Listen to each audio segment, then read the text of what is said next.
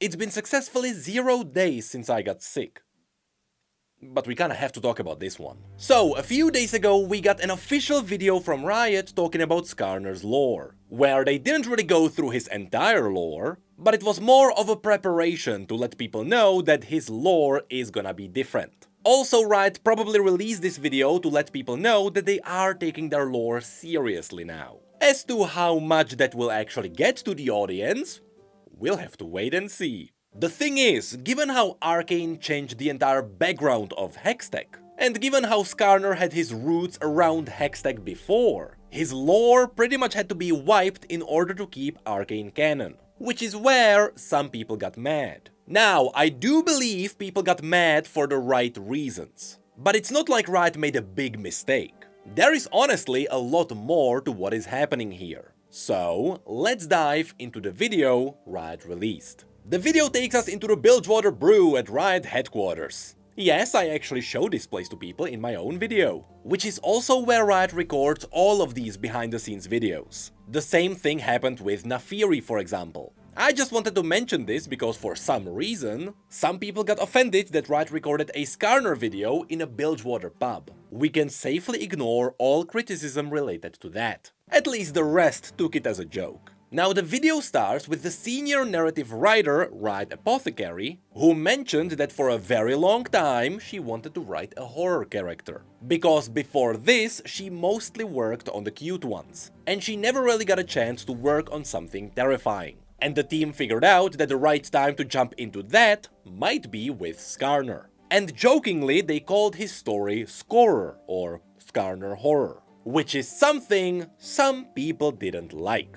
The old Skarner was the last quote-unquote survivor of his kind, who was determined to bring the rest of his kind back. It was a story of a great loss, and that's especially the case after we learned that Piltovans are pretty much draining his entire race. And that's without them even knowing it.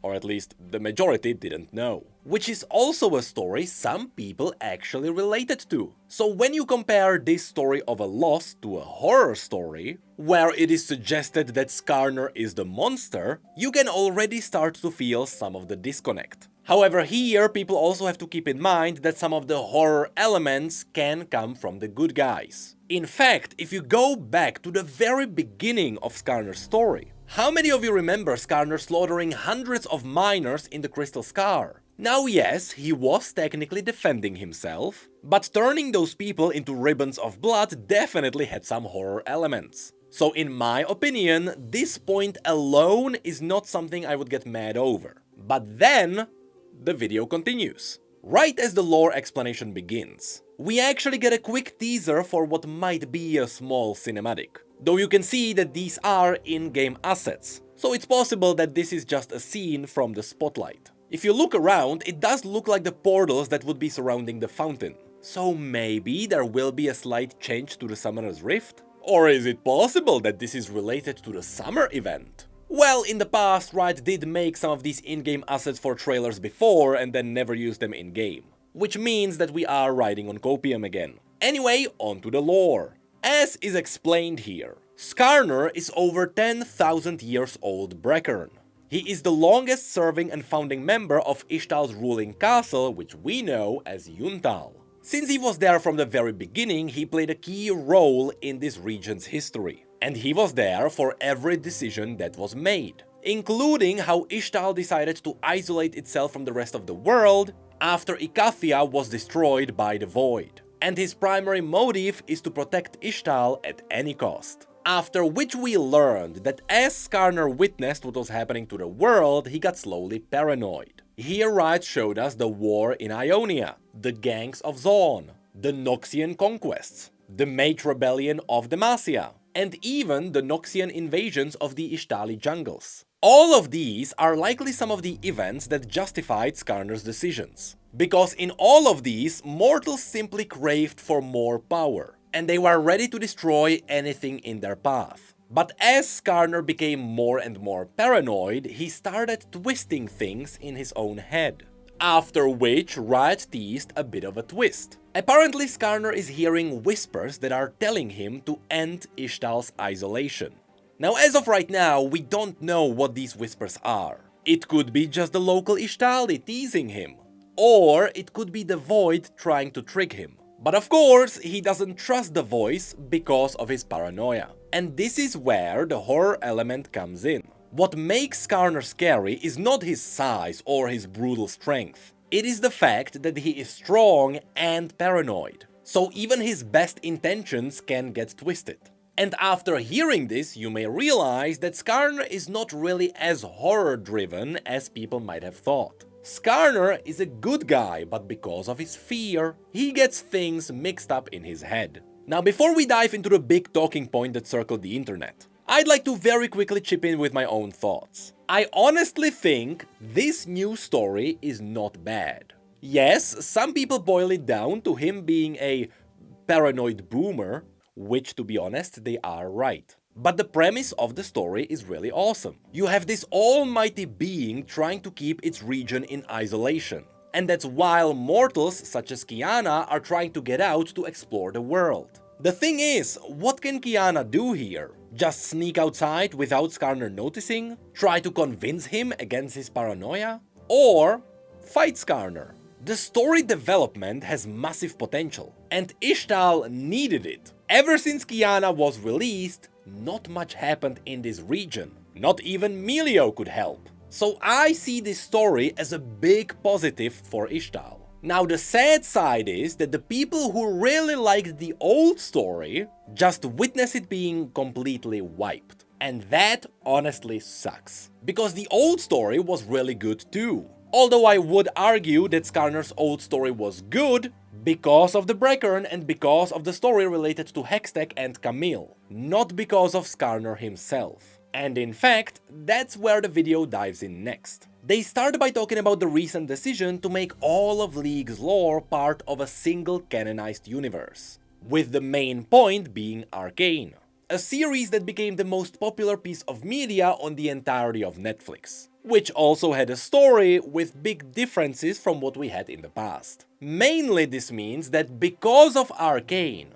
Riot had to wipe Skarner's old story, which made a lot of people specifically mad at Arcane. And this is why I assume in this entire video, Riot did not name Arcane directly a single time. Now the thing is, some of this anger is fueled by the fact that Riot did not have to retcon the old Skarner. Arcane never directly contradicted the fact that the souls of the Breckern would be locked in the Hextech gems. With a bit of a setup, Arcane 2 could have integrated all of this into its story, with the only retconning possibly being around Jace's family and clan pharaohs. But that's something people would be fine with. So in the end, it feels like Riot didn't have to retcon Skarner at all.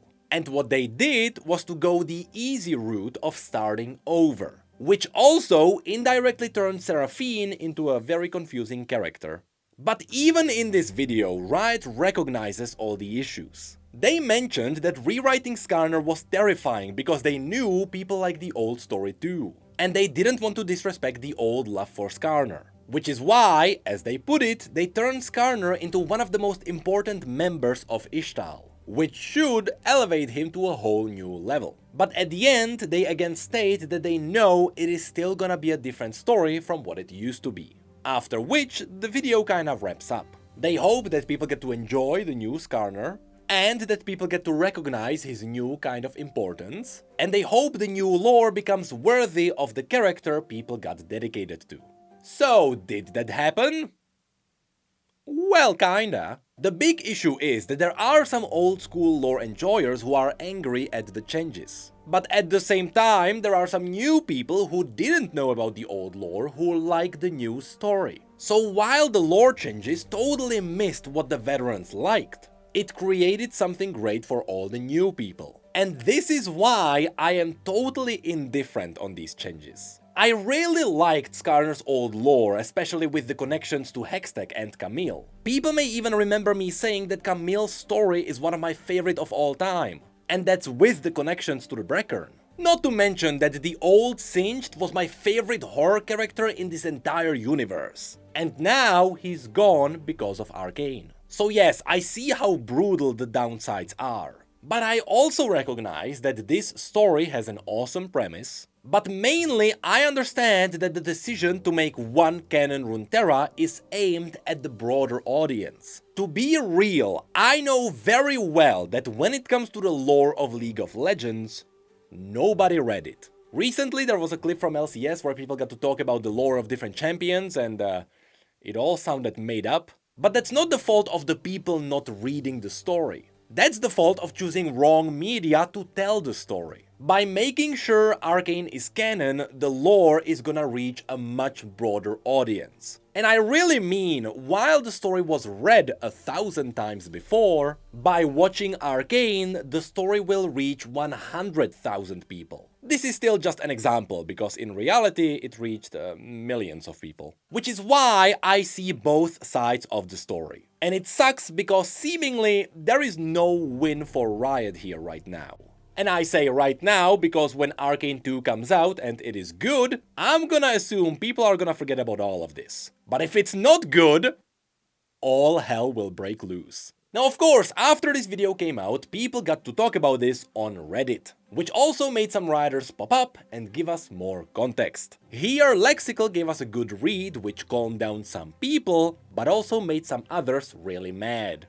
Here she confirmed that when the team looked into Skarner's old lore, they didn't like how Skarner had no control over his future or his outcome. He mainly just walked around while people harvested his skin, which, according to Riot, turned him into a character that only suffered, and had no goals that could be expanded upon, loved, or even empathized with. And this is the line that people picked out. His story not being empathized with. Because quite certainly, people can understand a character that only suffers with no control over their future. So this was really not a great wording to use. But from the perspective of a character that is supposed to be a hero, she is right that Riot can't do much here. That's unless Riot just sends Skarner into Piltover to slaughter people, after which he would likely die. Lexical explains this is why they wanted to give Skarner some power and potential influence over a region. They also didn't want to take his loss away, which is why they took the people of Ishtal and their history with the Void to fill this gap.